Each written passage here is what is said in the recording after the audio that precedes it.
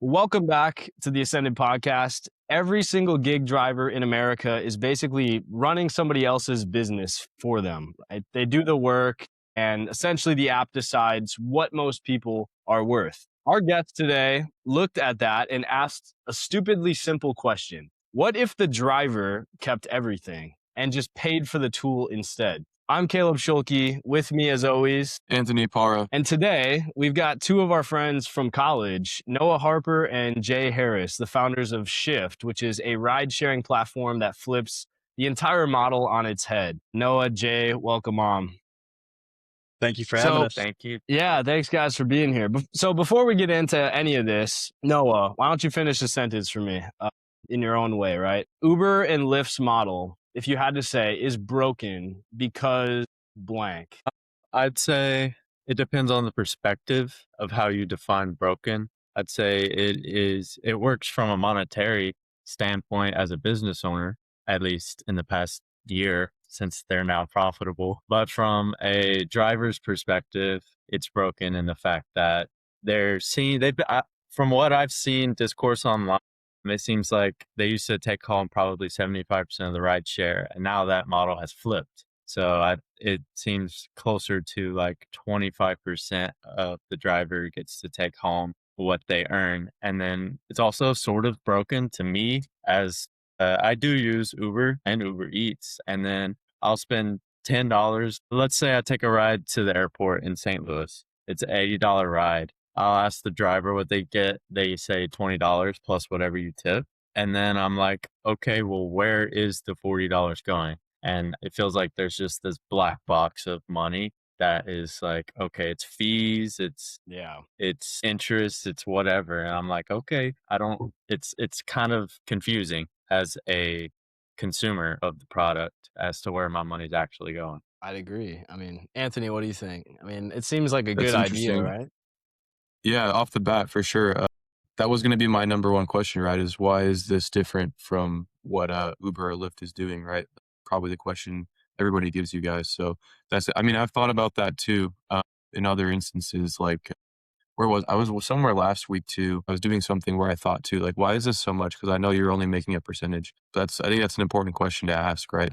Did you have any like specific experiences I know you just mentioned one kind of in reference, right? In like your research for this kind of market where something stuck with you about maybe somebody's story? A story is just, honestly, the idea stemmed from just scrolling on social media and seeing people like, everybody wants to own their own business, and driving your own car for Uber it kind of feels like that because you get to pick your own hours, and you're working with the stuff that you have and you're in control whether you accept the ride or not. So people, from what I see, the civil discourse is just that, it's becoming more and more impossible, especially as gas prices have risen due to the, everything going on overseas right now. It's just borderline impossible to be able to make a living for yourself, and especially a family, no matter how much you drive. Personally, Yeah. I don't know, Jay, have you seen something different? No, I think you kind of hit it. It's not just online, but like an amalgamation of Uber drivers we've talked to, like being in the back of an Uber and we're just chatting with them. And Mm-hmm.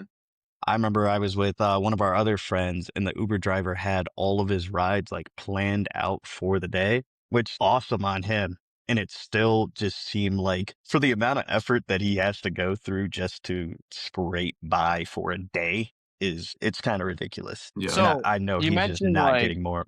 yeah, Yeah, you he's not mentioned getting that much like of that drivers kickback. are frustrated with this, right? But like, how did those stories that they were telling you of those experiences how did that shift into like this? There's like an avenue here to fill with a company of our own. What kind of led that thought process? So I'm sure we've all had a similar experience, but a good example of this is, so because me and Angelica, my wife, have been separated like physically. So I've been living closer to St. Louis and she was living in LA. We had to travel a lot. So she would take an Uber, and then she met like an Uber driver that she felt comfortable with.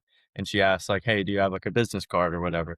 So she gave him a business card, and then that driver would be able to charge half the cost that the Uber would and still make more money if she just called her directly and was like, hey, could I schedule a ride with you at this time? And so it is something that I've seen other Uber drivers offer. They'll have like little cards in the back or whatever and be like, hey, if you need something, just hit me up. So I'm like, well, there's obviously a market for a product that you can just say, hey, I need this.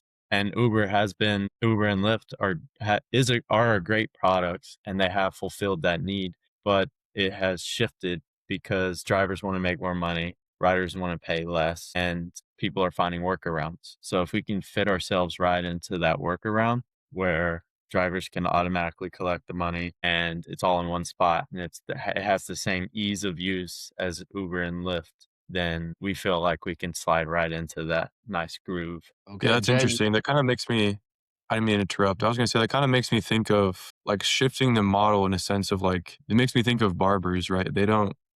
Most barbershops, the actual barber isn't paying to be like part of some large, nation or worldwide corporation that's charging them to use the tools they need to do the cuts and the places they need. They're just paying to like use their little booth, right? And then they are in control of like how much work they take in and all the money goes straight to them. So would you say it's something similar to that kind of business model? I would say Almost it's something exactly. similar to that business Yeah. model, yeah.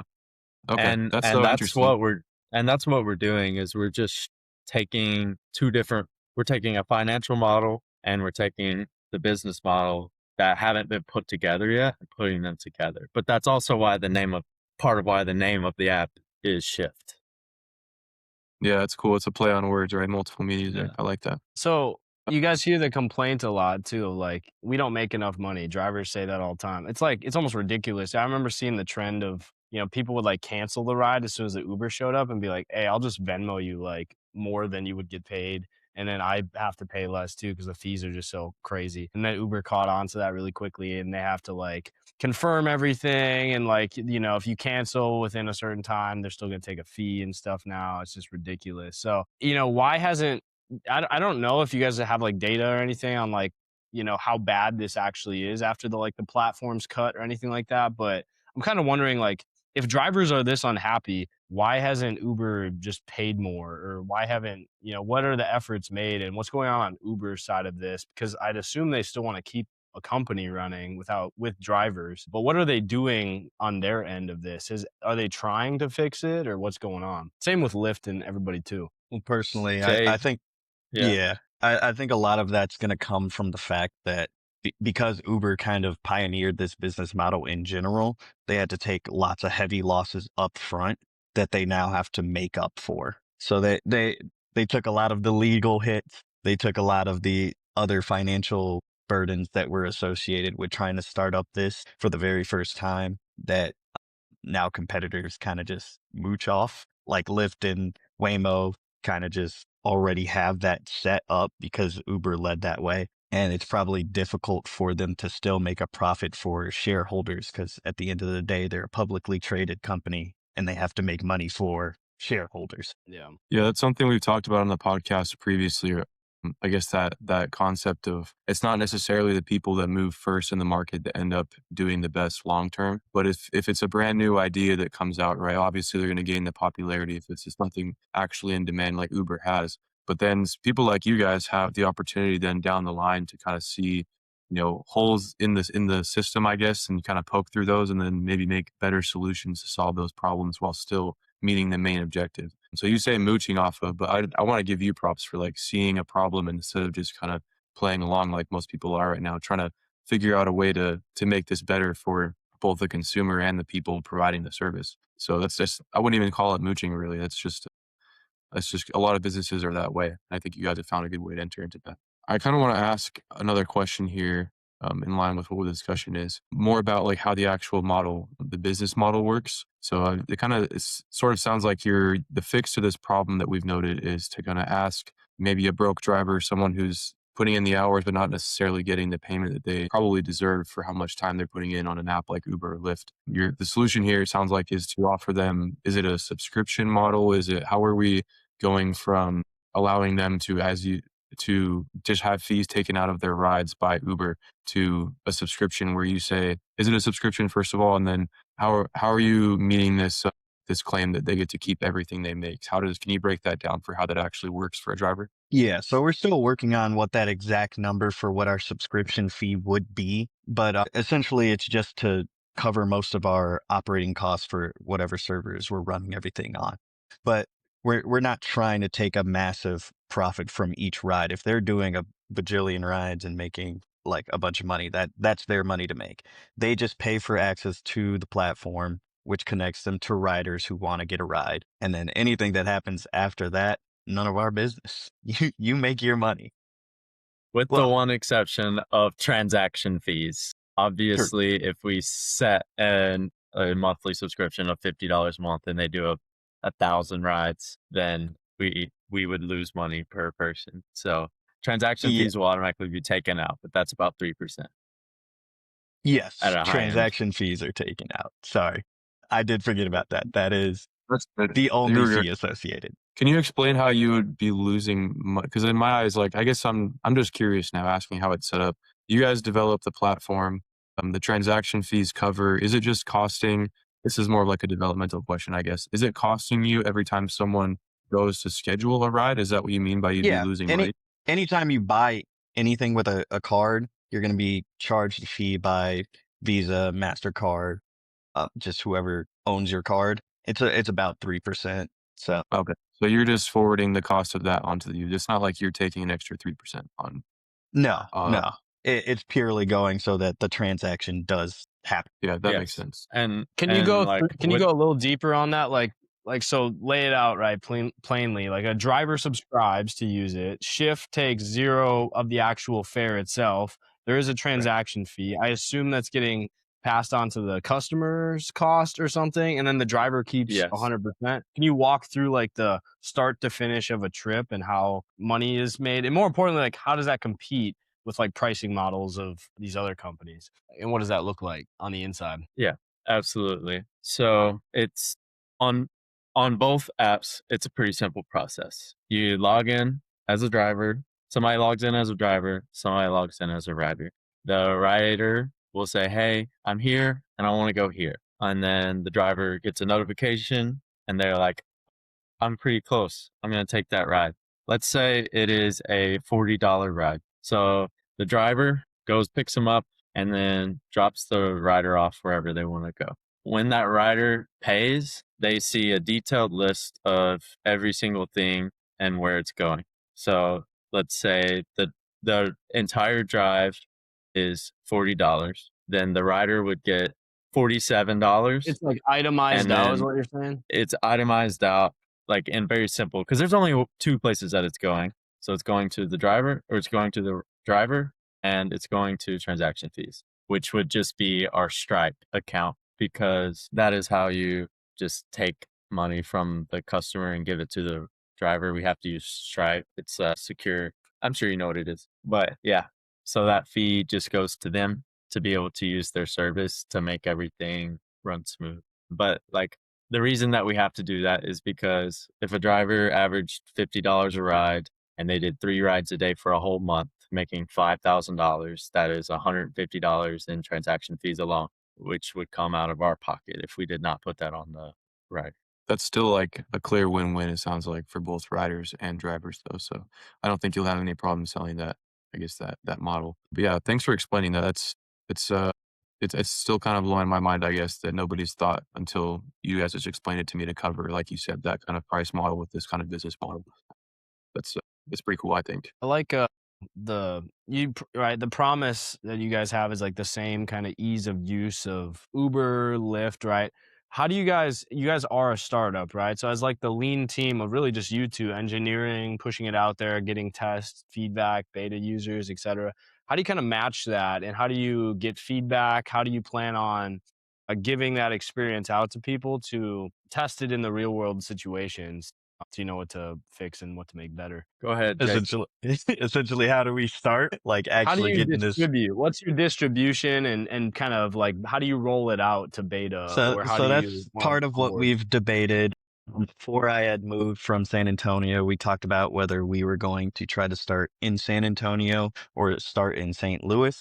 now that I'm in Vegas, that might be another good spot to attempt. But essentially, as we take Uber rides or meet people in a bar, whatever, wherever we might run into people that do Uber, just kind of getting them informed of what we're trying to do. And then we were going to offer, we were just saying like a first 100, probably more, maybe less. We don't know.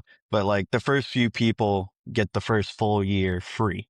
And anyone that joins after that is paying the subscription, just because it is hard to build a platform like this because you need the customer and you also need the drivers and you need them at the same time. Because if you got a bunch of drivers, but no one wants a ride, they're not getting paid. If you got a bunch of riders and like 4 drivers, then everyone's waiting. And that's also a problem. I actually see that with one of the automated driver companies. They do free rides, but you cannot get one. It's going to be very difficult because they just don't have a lot of the vehicles moving around. So that's kind of the same Supplying. thing that we're going to have to run into. So it sounds like Essentially you got getting to to a pick a scale. specific market, right? Like you can't just be Yeah, like, we're launching. You got to be like, we're targeting the downtown St. Louis area as like a test area. exactly. So we're actually not the first to do it. We did see another company, Empower, out in DC, and they just haven't scaled because it probably is hard. You have to start in a market. So we're trying to start in our market, one of our markets, and get that worked out. I will say though that there's a difference between us and what Empower is doing. Empower, they have a slightly different model Yeah, than Uber, Lyft, and what we're trying to do. They let the drivers set their own fees, sort of like a taxi where you pay per mile. But that's not what we're trying to do, just to keep it as simple as possible for the drivers, because that is the appeal of Uber. It is very easy to use and it's very well you made. you hop in, there's an adaptive pricing model that you don't have to figure out, oh, what's a good price for me? What's worth it for me to drive? And then also still get people that want rides. You don't have to do any of that market analysis, right? To figure that out. The app's going to do it for you, just like Uber would. That's interesting. Yeah, I'm sure people otherwise would just have to. They'd probably just rely on like their local market for that kind of decision making. Yeah. Mm-hmm. Not even necessarily any mathematical, formula. It's just probably obviously if you charge $1 more than everybody else, then they'll just go with everybody else. So I think that's smart. I assume it'd be based on like what city you're in, maybe length of the trip, Correct. depending on gas prices, Time but in case time. there's traffic. Yeah. Is this And then AI? Would eventually, AI be smart pricing it, or how does the algorithm actually like function? Is it like what type of like just system are you using to base it? just computation. At this point, it's Yeah. fairly simple. We haven't figured out how we want to weight demand or supply, like if Mhm. we have a bunch of extra drivers. So we haven't figured that part out exactly. It's going to take tuning, which is part of why we need to get that initial group for free. And they can just make their money while we try to figure out what those numbers are. You're not getting paid enough for that ride. All right, this parameter has to go up because you're going farther than we thought you should get paid for going that far, or you get punished for going too fast. Whatever it may be, it's a tuning portion You would punish as them we for get like drivers. driving too No, fast, is no, what no, you mean? no. I'm just saying, like, there might be unintended consequences that we're unaware of in that algorithm, right? A parameter that pays you more for being out longer would punish you if you finish the ride sooner, right? So it's going to come down to tuning those parameters on what beneficial, right, as much as possible. Yeah, otherwise everyone's just hanging around for 30 minutes, driving around the parking lot with you. Yeah, let me go back to that question too, because you said that thing, giving like earning control, right? You mentioned Empower as that competitor because you can set the rates. That sticks out like something like an Airbnb, right? Where it's like a competitive market, but you try to outprice each other. You spend more of your time managing your listing and your like rates and everything than actually running the business. And I feel like that Right. model fails a lot because you're running a business and you're not actually driving the car. You're trying to like perfect the perfect market position and everything like that. So like if you guys mentioned with this phrase when you sent in your information, you mentioned power, dignity, and earning control. So like what does dignity and earning control mean here that Uber can't give to people? Like what does that mean and what's different for the rider as well as the driver? That was your words, Jay. You want me to take that? All right. Yeah. Yeah. So you said dignity, power, and earnings. Is that what it Earning was? control. Earning control. Earning control. So for dignity, just the fact that like the work you're doing in putting forth whatever effort is what you get back from the company. We're not trying to take your hard work, essentially. I give you that respect for being a hard worker. And it kind of along with that is the earning control, because you do control how often you're driving and for how long and how far, whatever it is. You have significantly more control over that, especially since you know that each ride that you do is going back to you. You'll likely have that fee covered in your first day of driving for a month, right? So everything else you earn that month is yours to keep. And then dignity, earn control. Sorry, what was our middle one? Power? You led with power. I kind of want to know what you Oh, mean I by guess I power. kind of did. Power? You're empowered. Like the driver or the user is the one that's in control because they're not being like raked over by some big, Yeah. monolith company. Yes. Okay. Yes. Correct. That's kind of what we're trying to get across. You take back some power. Okay. And kind of in the same way, the customer knows that their money is going to the person that's driving them rather than some large corporation, faceless corporation. It's going to the guy in the front seat right there in front of you. Mm-hmm. That's the goal. I love it. I think it's important. That's probably sounds like some of the guiding principles for the vision for the company, right? So down the line, even in this podcast, if we ask where we see in the future, it's probably what largely dictates how you handle decision making. I would assume. It's your core Kind of values. want to, yeah, your core values, as they say. I'm kind of curious about the maybe some of the harder parts that have been for you guys to figure out, like in particular insurance burden or like terms and conditions. So as we understand it, based on the questions you answered for us before this, Shift is a tool, not necessarily a transportation provider, if I'm getting that right. So really, like the insurance burden that other companies like Uber or Lyft face by being a transportation provider shouldn't really land on you. How would you explain like the difference regarding that to a potential investor? And if it were to get kind of sticky in that situation, what's different in your terms and conditions as opposed to theirs? So you hit the nail on the head. That is, we're still trying to figure that out. Like the way that we envision it is the fact that, because we are a tool that people, when they drive, they are their own business owner. That's what we want. We don't want to be the ones who are in charge of that risk that people take when they become drivers and using their own car. And they also hop into a possible stranger's car. We are building a feature into the app where you can have like your top 5 favorite riders or your top 5 favorite drivers, and that would be like a priority matching. But we don't want to be a part of the risk of that. And so that leads to the question of who owns the risk. Is the rider responsible for their own risk of getting in the car, or is the driver liable for that as well? And that is a bit above our pay grade. That's where we get some professionals lawyer. involved.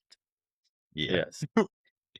We're Yeah, gonna have like to what get a would be lawyer the before risk we if start this. a regulator came in and said that you're a transportation company and that's like the way it looks? I don't know. I appreciate you guys being honest too, because like I wouldn't want to rush into that because as you scale is such an important designation to make with how you classify your earnings and like what your write-offs are and like the things you invest in as a company. So you should be taking the time to figure it out too. But yeah. Well, I can give you guys a short demo if you want. Yeah, sure. I'd love to see it.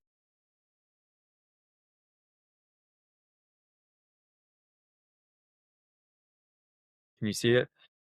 Yeah, let me pin it for everybody here. I think I can. Okay, I think it's about as pinned as you can get it. Okay. Sounds good. So right now I have 6 available drivers for me. You can kind of see where they all are right now, moving around. I'm going to turn myself on as a driver. So it'll turn to 7 in a second. Damn. It says that I'm in the same location because it's both me. But let's say we want to go to the airport, Lambert, St. Louis. Okay. And then, wow, It's a $32.32 drive. You want to see what you're paying for?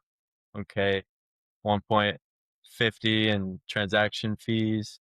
The booking fees is going away. This is just a demo right now. There's a distance fee, there's a time fee, and then there's light traffic and regular demand. So there's no extra additional cost for that. We're going to request the ride. First available driver is fine. I have a few favorited drivers. Let's request the ride. Okay, boom. There's an incoming ride. I'll accept it. Driver's on the way. I've arrived at pickup. Let's start the trip. Okay, and then you head there. You can share your trip with somebody just in case. And then we shall complete the ride. And then he got there really fast. Really Boom. fast, yeah. It's basically as simple as that. So that's what I was trying to say with the ease of use. It's very similar to what you would see in Lyft and Uber. And then you can track how much money you've made today. You can see your rating. And then there's like schedule requests coming in. We have other nearby drivers. If you want to be a rider, that's how you switch to be a rider. Then you can just easily switch back to being a driver. And then here's your profile. We have like your car, making sure that your driver's license, insurance, vehicle registration, vehicle photo, profile selfie is all in there. And then all your previous reviews, as well as being able to reach out to me and Jay directly with our support. So we have like a lot of the app actually built out. We there's a few more kinks that we need to work out. Like as far as being able to right now, just for demo purposes, we have it set up to where when the driver says that he's done, that means he's at his location. But obviously, in real practice, you need to be the ride should automatically close when they arrive at the predetermined destination. Okay. So I'm really yeah, impressed with some of the algorithm stuff you put together. Especially, I saw like it was like a multiplier based on traffic. I think that's pretty cool. You wouldn't ever see that using Uber. They would probably just charge you. I don't know if they factor that in. they That's pretty cool. absolutely do. I almost, They yeah, 100%. they definitely do. Yeah. I just am saying I would never know because I don't think Uber breaks it down like that. So that's pretty cool to see. Mhm. That's awesome. I guess my next question for you is like clearly you have a pretty solid MVP, your minimum viable product here. And you mentioned there's a few kinks to be worked out, obviously, right? But I also understand you're working towards getting it in front of your first few users with the MVP, potentially investors, if I'm not mistaken, based on your responses to the questions. So I guess my question for you is what kind of things do you see standing between you guys and those first few meetings between users, drivers or riders, and then also investors as well? So um, we need to finalize all of our plugins first. That being, we need to, I don't want this to be a product that we're pitching to investors or drivers or riders until we know that they are going to be safe. So the driver's photo and the insurance photos, there are plugins that are available to ensure that everybody is telling the truth when they send something in, including their driver's license. And we want to make sure that, obviously that is taken care of before we push this to market. And then the last thing that we will need to do is bring in investors so that we may market this and be able to bring in the riders and the drivers that we need. And then from there, we will scale, hopefully, starting in one city, be that Las Vegas or St. Louis. Hmm. As well as some of the other services that we've discussed between us Hmm. in relation to this. Yep. And then obviously, we need to speak to a few lawyers before we push this as well. But that would come Yeah. with the investors, most likely. You mentioned you're looking for investors and promoters, right? So to anybody listening that's seeing a clip of this or watching the full episode or the segment, who is that ideal person? Not only just like as an investor that you'd want to be part of the team, but who would be an ideal user for this? Or if they're maybe driving, what would be some of the factors that they might be dealing with as a user or a driver to look into and try to get involved with this app, especially with the early opportunity here? And what should they do next if they are that person? What we're looking for is somebody who's willing to not have profit be their number one motivation. Like a big part of the reason that we're building this, obviously we do want to be profitable. That's why we have a subscription fee, but we want people to be able to take their money and the way that they make their money back into their own hands. Whereas with other competitors, possibly that they may not feel that same way. And we are looking for drivers who want this to be their main thing. If you are on Uber and you only do 2 or 3 rides a month, then the $50 subscription may not be for you. But if this is your full-time gig, then a $50 subscription compared to the $5,000 that you make is just a drop in the bucket. Yeah. For riders, if you are someone who likes to know where your money is going when you are paying for a service, then this is probably the app for you. Right. That's the email to get in touch with Noah and the team if you want to invest or to play a role in this company right now. The forefront. Right. We want to give people a company where they feel like it cares about them and it takes care of them, because that is becoming increasingly more rare. And we hope to build something that people care about us and we care about them. And it's a symbiotic relationship. Honestly, I think you've done a great job explaining, down to the development of how this has all gone down for you guys, down to how you came up with the idea. I really appreciate this perspective. And I think it's inspiring too for people watching it that might have ideas of their own to see people kind of actualize on ideas that they're having and to be able to get to a point where they've developed something as an MVP that they can now take to the first few people and get it started up. I'm super excited to see in the future what you guys are going to do with this. I guess we kind of talked through about, maybe we haven't yet, where you guys see yourselves in like the next 6 to 12 months. This has been super exciting for me to hear about. Or bigger yet, let's do one more. Like we asked you the question at the beginning, why are they broken? Where do you guys, the Air Force Academy graduates pairing together, building this app, where do you see it in 5 years? And what is Shift? If you had to paint that picture for somebody that's excited to be part of this. In the next 5 years, I would like for us to be, a more known option for both riders and drivers. We want to be known as the option of integrity and honesty. Like, where your money's going, where your money has been, and it's going to end up in your pocket. Whereas other companies may be known as more of a black box when it comes to how the money's being spent.